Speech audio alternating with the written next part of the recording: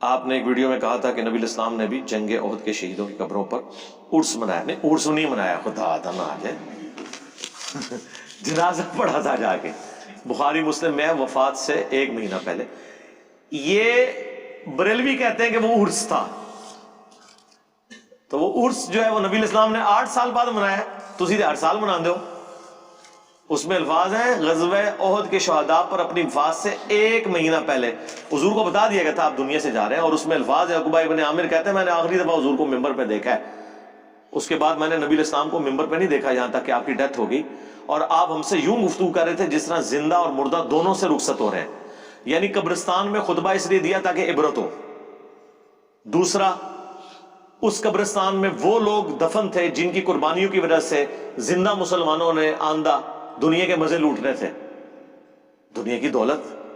اسی میں الفاظ ہے نا کہ مجھے خطرہ نہیں تم میرے بعد بھوکے مرو، نہ مجھے خطرہ ہے کہ تم شرک کرنے لگو، بلکہ دنیا کے دہانے تم پر کھول دیے جائیں گے اور تم ایک دوسرے کو قتل کرو گے اور تباہ و برباد ہو جاؤ گے جس طرح اگلی قومیں ہوگی. اتنا نبی علیہ السلام ڈرا رہے تھے. اور فرمایا کہ میں اس وقت حوض کوثر کو اپنے سامنے دیکھ رہا ہوں، میرا یہ ممبر حوض کوثر پہ لگا ہوا ہے. گویا کہ اللہ نے وہ منظر دکھایا، میں تمہارا پیش رو ہوں، میں آگے جا رہا ہوں، تمہارا انتظار کروں گا، دیکھنا میرے بعد کافر نہ ہو جانا کہ ایک دوسرے کی گردنیں مارنا شروع کر دو.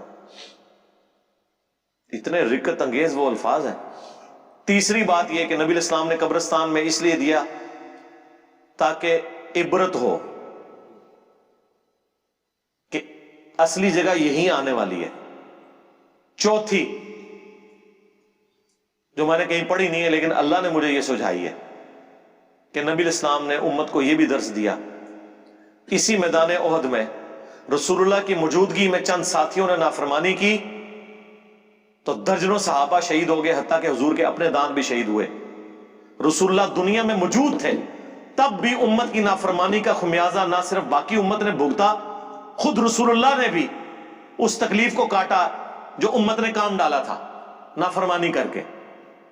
تو آنے والوں کو درس ہے کہ جب میں دنیا میں نہیں ہوں گا تو اس چکر میں نہ رہنا کہ جو کچھ بھی ہے تیرے محبوب کی امت میں ہے.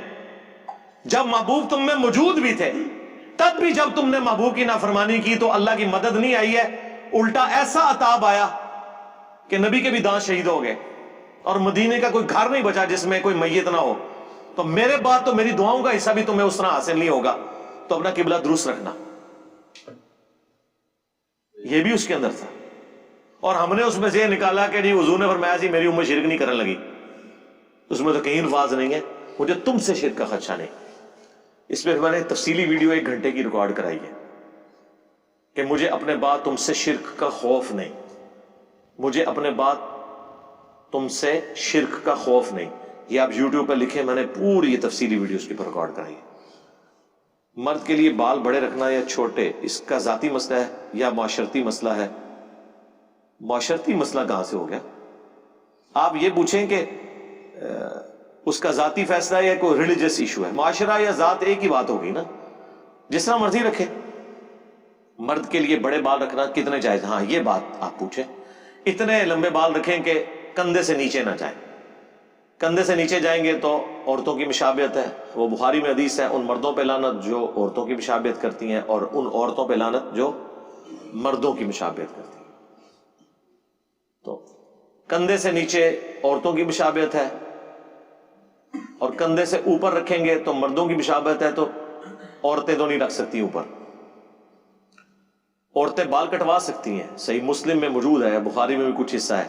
امہات المومنین نے حضور کی وفات کے بعد اپنے بال چھوٹے کروا دیے تھے، جسٹ کندھے کے نیچے تک، کیونکہ خامند کے لیے زینت ہے تو ان کا خامند تو نہیں رہا تھا، تو انہوں نے بال چھوٹے کروا دیے تھے. عورت بھی بال چھوٹے کروا سکتی ہے لیکن کندھے سے نیچے نہیں چلے.